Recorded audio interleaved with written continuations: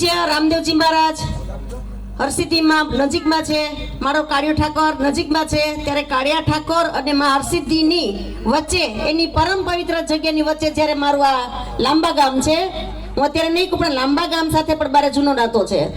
આ લાંબા ગામ હરસિદ્ધિમાં અને કાળિયા ઠાકોરના સાનિધ્યમાં વસે છે.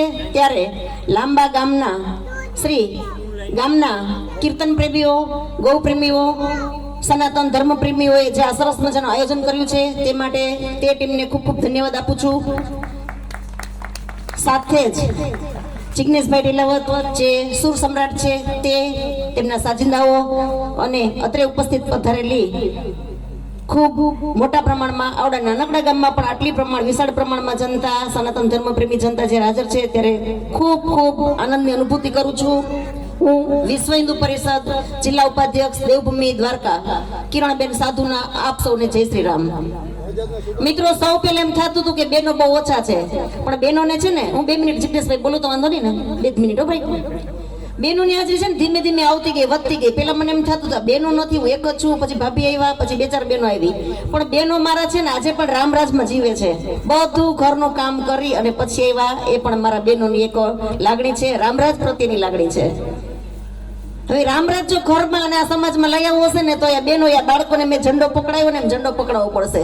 મારી કારમાં ઝંડો રાખવાનું કારણ જ એ છે કે જ્યારે નાના ભૂલકા જોઉં ને ત્યારે શ્રીરામનો ઝંડો પકડાઈ દો. એ ઝંડો પકડે એટલે બીજા 50 જણા જોશે, કાંઈક આપણે ધર્મનો પ્રચાર થશે, કાંઈક આપણા સનાતન ધર્મનો પ્રચાર થશે. તો આ વસ્તુ કોના હાથમાં છે? મારા બેનોના હાથમાં છે. આટલું સરસ આયોજન વિજયભાઈ ડોચા, અમારા વેવાઈ નટુભાઈ દત્તાણીએ કર્યું ત્યારે ખૂબ ખૂબ આનંદ છે. અને બ્રેકમાં હું તમને 2 શબ્દો કહીશ. તો કિરણબેન સાધુની એક શિખામણ કહે તો શિખામણ, એક શિક્ષકની શિખામણ કહે તો શિખામણ, એક નાનકડી તમારી બેન, મોટી બેન કે નાની બેન, એના 2 શબ્દો. મિત્રો, ગામડામાં જે છે ને લેન્ડ જિહાદ ને લવ જિહાદ પહોંચ્યું નથી, એટલા માટે તમે બધા ભાગ્યશાળી છો.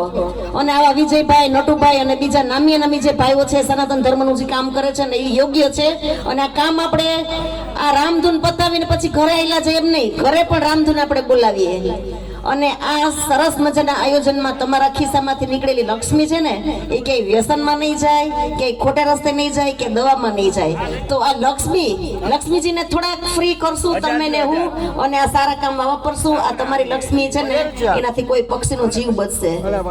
તમે માયનામાં નહીં આવે પણ કદાચ તમે એના નિમિત્ત બનશો, કે કોઈ પક્ષી ભૂખ્યું હશે, કોઈ ગાય ભૂખી હશે, તો તમારી લક્ષ્મી છે એનાથી ખરીદેલું ચણ, એનાથી ખરીદેલો ચારો એ બચાવ માટે નિમિત્ત બનશે. તો એ પૂર્ણ છે ને એ આપણી પ્રજાને મળશે અને ઘરમાં પોઝિટિવ એનર્જી આવશે. તમારા નીકળેલી લક્ષ્મીનો સદુપયોગ થશે એટલે 100% એ એનર્જી આવશે સરસ ઘરમાં. અને ખૂબ ખૂબ ધન્યવાદ કહેવાય કે ગામમાં મને તો સંપ લાગે છે કે આ બધા યુવાનો ભાઈઓ છે ને એ હારે જોરદાર આટલું સરસ આયોજન કરે છે. તો ફરીથી ખૂબ ખૂબ ધન્યવાદ. લાંબા ગામનો લાંબો અવાજ કાળિયા ઠાકોર સુધી પહોંચવો જોઈએ, પછી અહીં હરસિદ્ધિમાં સુધી પહોંચવો જોઈએ. બોલો ભારત માતા કી, ભારત માતા કી, વંદે વંદે, જય જય શ્રી રામ, જય જય શ્રી રામ. ધન્યવાદ આપ સૌને, ખૂબ ખૂબ ધન્યવાદ.